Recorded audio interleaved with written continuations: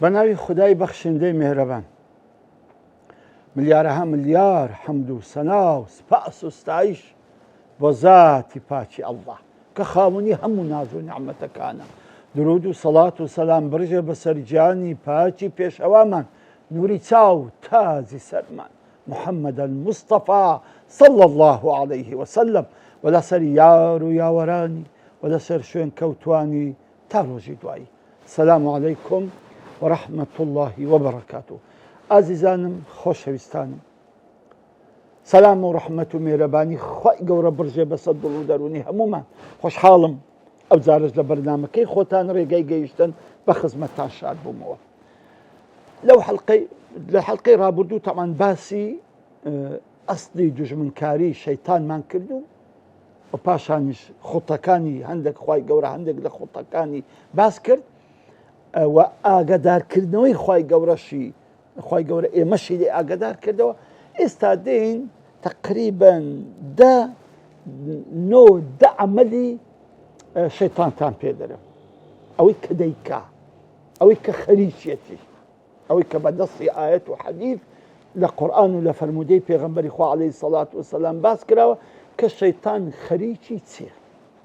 ئەگەر بزانی خەریکی چییە، هەتا تۆ ئەو کارەی نەکەی، هەتا بزانانی ئەو کارت لە هەر شوێنێک دیت بزانە ئەمە کارێکی شەیتانیە. طبعا یەکەمی شت کە شەیتان دەیکا مخالفة خلق الله، تغییر خلق الله، یعنی نەک ئەو شەیتان لە دوو شت، نەک هە شەریعەتی خوای گەورە دەگۆڕی، خلقەتی خوای گەورە خەڵقەکانی خوای گەورە دەگۆڕێنیتن. سبحان الله. لێ خوای گەورە لە قورئانی ئەفەرمی لە زبانی شەیتانی دەفەرمی لآمرنهم فلا يغيرن خلق الله، ئەمریان پێ دەکەم کە خەڵقی خوای گەورە بگۆڕن، کە ئەوانی کە خوا دروستی کردو ئەو شکڵ و شێوەی بگۆڕن. ئازیزانم، دەزانی ئێستا بەڕاستی ئینسان دەستکاری خلقەتی خوای گەورە دەکا؟ لێ دنیا هەمووی وێران بووە، لێ فەساد زۆر بووە، لێ سیستەمی مەناخی تێک چووە، لێ ژینگە پیس بووە، لۆی نەخۆشی زۆر بووە لەبەرەوەی دەستکاری خلقەتی خوای گەورە دەکرێت. ئازیزانی من، یعنی حتا لە ئینسان دەیانەوێت خلقەتی ئینسان بگۆڕن. ئینسان پێویستی بە ژن هینان نەبی، پێویستی بە مێردکردن نەبی، بەڵکو جیناتی پیاوەکە و لەگەر هێلکەیش نەکەی لێک دەدەن و منداڵی پێ دروست دەکەن. سبحان الله، کە پێ دەرن ئەلیستیساق البەشەری، ئەلیستیساق یعنی کە دەوانێت بەشەری ئیستیساقن. ئەو بەڕاستی گۆڕینی خلقەتی خوایە. بڕۆ تەماشا بکە بزانە چیان لەو حیواناتانە کردووە، ئەو هەموو جیناتانە تێکەراو دەکەن. بڕۆ تەماشای نەباتات بکە، بڕۆ تەماشای ئەو هەموو نەبات و ئەو هەموو خواردون و میوەزاتەی بکە، چۆن دەستکاری خلقەتی خوای گەورە دەکەن. جا بەڕاستی هەر کاتێک دەستکاری خلقەتی خوای گەورە کرا، چ لە ئینساندا، چ لە نەباتدا، چ لە حیواناتدا، چ لە کەوندا، نظامی خوای گەورە ئەگۆڕێ، سیستەمی خوای گەورە ئەگۆڕێ. ئەو وەختی بەڵاو موسیبەت توشمان ئەبێ، لە نەخۆشی، لە دەهابەتی، لە فەیەزانات، لە بورکان، لە هەموو شتێک دروست دەبی. هەر کاتێک کە ئەتوو خلقەتی خوای گەورە تێکدا، ئەو سیستەمەی کە خوای گەورە داینایە بۆ بەشەریەت کە بە خۆی دەزانی چ سیستەمێک چاک و باشە، ئەو وەختی بەڕاستی هەرچی فەسادە لە بڕ و بەحر و جەو پەیدا دەبیتن. فەساد مەقسەدمان بەبێ ئەخلاقی نییە، ئەوەی فەسادی کەونی، فەسادی مەناخی، فەسادی ئەحتیباسی حەراری چێکا کە ئێستا کە دەرن غازی ئۆزۆن کە ئۆتریە لەڕێی زەویداوە کە کەلێنی لێ پەیدا بووە لێ ئەو گرمایە کە ئەو ساڵ کە دیتمان. ئەمە هەموو دەستکاری خلقەتی خۆیە ئازیزان. بێزگەلەوەی هەندێک کەسانێک بۆ خۆیان ئەوەندە نزم دەکەن لە بەشەریەت خۆ دەکەنە سەگ، مەمنونن یەکێک پەتکەچیان بە ملوەکە وەکو سەگ بیان سۆڕێنێتەوە لە ناو کۆران و لە جادە و لە شەقامەکاندا. ئەوە هەموو گۆڕینی خلقەتی خوایە. ئەی گۆڕینی خلقەتی خوای نییە کەسانێک دێن نێرن خۆ دەکەنە مێنە خۆ دەکەنە نێر، ئەوە گۆڕینی خلقەتی خوای گەورە نییە. لە ئاموڕەنەهم فليغيرن خلق الله أمريان بيدكم كوات أواني كبراستي خلقتي خواي قورة دقورن أوانن كوا عبد كل الشيطان كل شيطان أمريان بيدكو كذا بكاري أوابك وبتساوي خوشتان أم قران كاري أبينن لخلقتي خواي قورة كتسند زرري لبوئي معايا خالشي تر الصد عن ذكر الله أو يشيكا لإشكان الشيطاني ويصدكم عن ذكر الله يعني بحمو شيء ذكري يادي خوا ما نبي الباتوا عزيزانم بو أوهموا بز مبازاري كإستاذ كريه لحفلاته لدق رقصه لنازانم لا لا لا لا لا للدنيا مشغول كالدنيا خلشي بدنياو بخواردنو بتوبانيو نازانم بتسي أي أوانا حموي مشغول كالدنيا خلقني لذكري خواي قورة أي أوانا براستي دور خصنوي ذكري خواي قورة نية لجياني إنساني هركاتك إنسان نجيا وكو أو سيستمي خواي دي هبه نجيا إلى سي بيرون فوقرامي خواي قورة أتو غافلي لذكري خواي قورة دي إساب زانا جيان سيلي هاتو عزاب براسي جيان ذكري خواي قورة تيدان ما ذكري خواي معناه أولنية بأتو دان جبري أستغفر الله سبحان الله الحمد لله أول ذكري شي تايبتا ذكري خوا أويك همو إيشا كان بناوي خوا بكري بنا لبو أنزامي لبيناوي خواي قورة بكري بو خزمتي بشر به اللهم أبيني هي سوانيا صحيح هيج إيشا كان بناوي خداي قورة ناكرو بو خزمتي بشرية چيز ناكري أصلا بو غافل كردني بشرية ذكري بو قوز كردني بشرية ذكريتن بو لا رابردني بشرية ذكري لرقاي حق راسي وإسلامتي ده براسي أوز بس أي خما دبيني كاري دومي شيطاني أو يتكخلن لذكرو يادي خواي قورو دور بخريتوا خالي سيمي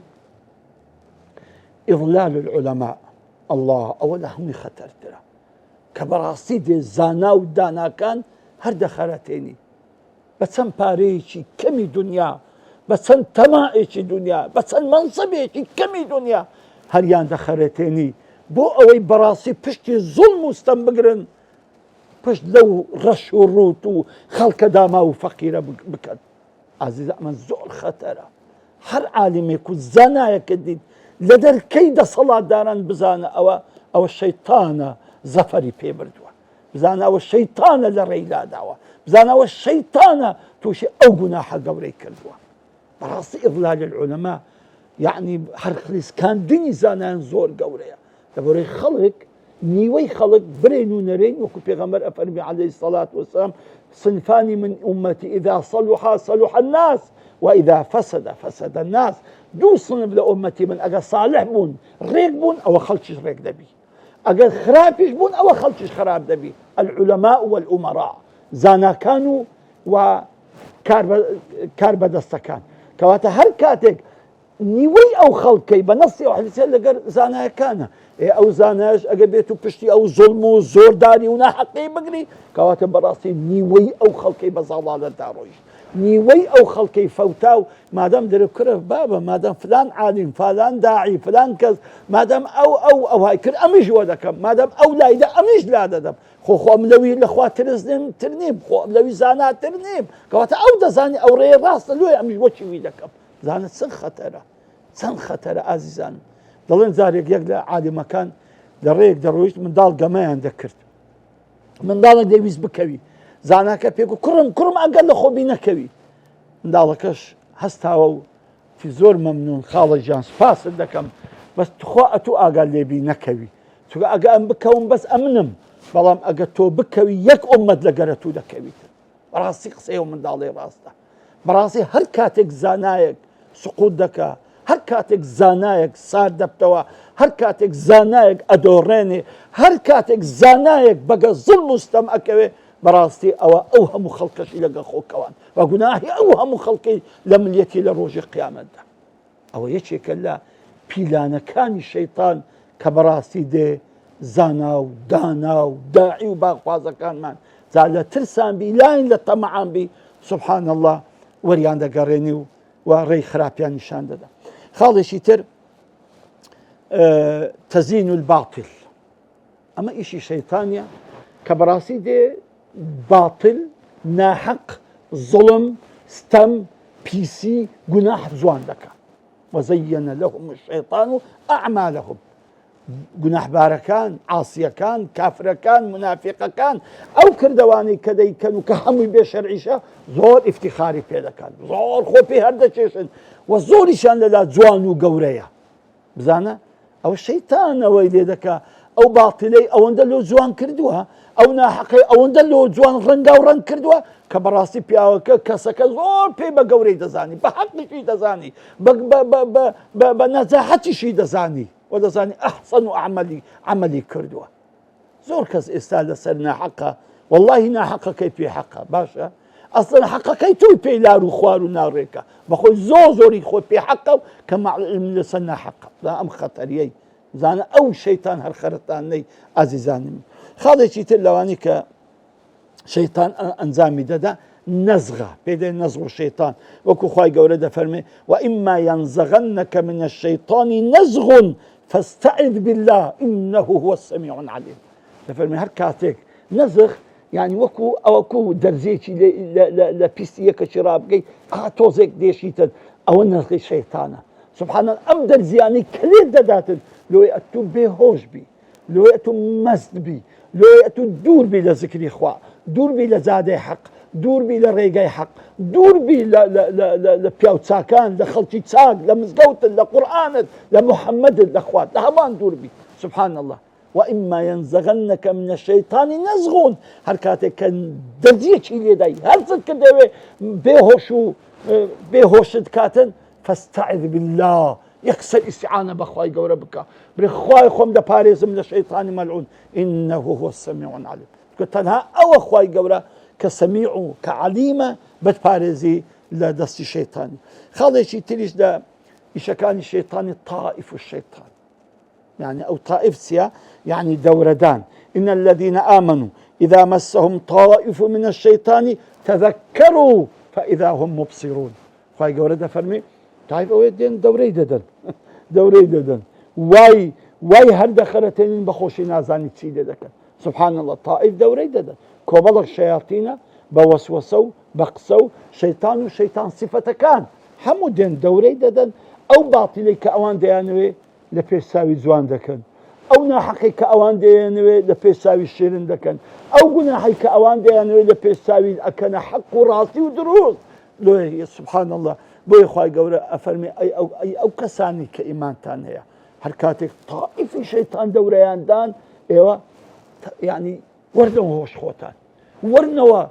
فإذا هم مبصرون کاتێک کە دەبین کورە ئەوها بوو شەیاطین بوون دەورەیاندا بوون خۆ ئەو هەموو وەسوەسە و ئەو هەموو قسە و باسە خۆ ئەوە شەیاطین بوون دەیانویست ئەمن لەسەر ڕێگای حەق و ڕاستی لا بدە